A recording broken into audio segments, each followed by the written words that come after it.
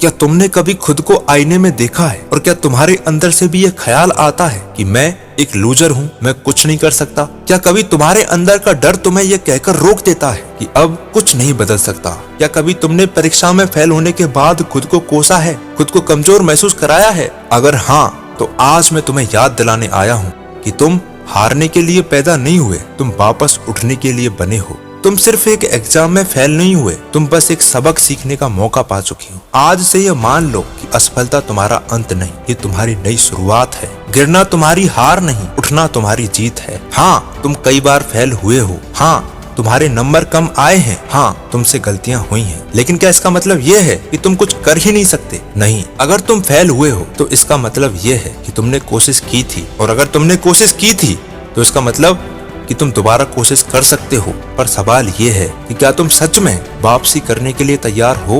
याद रखना, असफलता सिर्फ एक पड़ाव है, मंजिल नहीं। भारत के प्रधानमंत्री नरेंद्र मोदी जी बचपन में चाय बेचा करते थे। एक ऐसा बच्चा जिसे कोई नहीं जानता था, आज वही दुनिया का सबसे प्रभावशाली नेता है। यहाँ कोई भी किसी भी परिस्थिति में उठ सकता है, बस जरूरत है तो मेहनत और संकल्प की। जब भी तुम परीक्षा में कम नंबर लाते हो, लोग तुम्हारा मजाक उड़ाते हैं। जब भी तुम पीछे रह जाते हो, लोग तुम्हें नाकामयाब समझते हैं। पर सवाल ये है कि क्या तुम उनकी बातों को सच साबित करोगे या तुम उन्हें गलत साबित कर दोगे? अमिताभ बच्चन, जिन्हें आज बॉलीवुड का शहंशाह कहते हैं, उन्हें भी शुरुआत में रिजेक्ट कर दिया गया था। उनसे कहा गया कि उनकी आवाज बहुत भारी है, वो हीरो नहीं बन सकते। और आज वही अमिताभ बच्चन बॉलीवुड के महानायक हैं। अगर उन्होंने अपनी पहली असफलता को आखिरी मानकर हार मान ली होती तो क्या वो इस मुकाम पर पहुंच पाते? अगर तुम फेल हो गए हो तो क्या इसका मतलब ये है कि तुम कभी पास नहीं हो सकते? अगर तुम्हारे पिछले एग्जाम में कम मार्क्स आए हैं तो क्या इसका मतलब ये है कि अगली बार भी यही होगा? नहीं। हर दिन तुम्हें एक नया मौका देता है और ये मौका सिर्फ तुम्हारे हाथ में है। धीरू भाई अंबानी, जिन्हें आज भारत के सबसे बड़े उद्योगपतियों में गिना जाता है, वो कभी एक पेट्रोल पंप पर काम करते थे।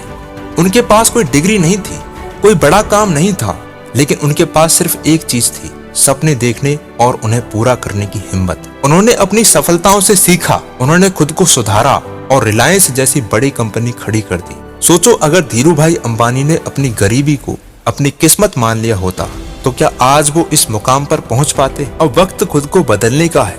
अगर तुम सच में वापसी करना चाहते हो तो खुद से ये वादा करो कि आज से सब कुछ बदल जाएगा। अपनी गलतियों को पहचानो। पिछली बार कहाँ फेल हुए, कहाँ गलत हुए, कहाँ समय बर्बाद किया, क्या तुमने सही से पढ़ाई करी थी या नहीं? इन सारी चीजों को देखो। जब तक तुम अपनी गलती नहीं पहचानोगे, तुम उसे सुधार नहीं पाओगे। हर सफल विद्यार्थी एक बेहतरीन योजना बनाकर काम करता है, एक बेहतरीन योजना बनाकर चलता है। हर घंटे को सही प्लान करो, हर महीने का नहीं, हर दिन का नहीं, हर घंटे का सही प्लान करो कि मुझे इस घंटे में ये काम करना है और डिसिप्लिन के साथ उसका पालन करो। मेहनत को अपना हथियार बना लो। सपने देखने से कुछ नहीं होता है, मेहनत करनी होती है। मेहनत करनी होगी, हर दिन थोड़ा थोड़ा करके आगे बढ़ना होगा। खुद को सुधारो और तय कर लो कि इस बार टॉप करूंगा, टॉप करके दिखा दूंगा। खुद को याद दिलाओ कि तुम्हारे अंदर एक ऐसी ताकत है कि तुम कुछ भी कर सकते हो। तुम्हारा भविष्य तुम्हारे हाथ में है। अगर तुम हार मान लोगे तो लोग कहेंगे, देखो ये फिर से फेल हो गया।